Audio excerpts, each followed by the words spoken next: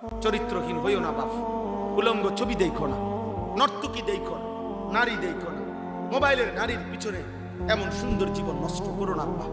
টেলিভিশনের ওই নর্তকী ধোকা, ও তোমার জন্য হাসে না, ও টাকার জন্য হাসে। ফেসবুকের নর্তকী তোমার জন্য সাজে নাই, টাকার জন্য সাজছে। রাস্তার বেহায়া নজর নারী, বেপর্দা নারী তোমার জন্য একা সাজে নাই।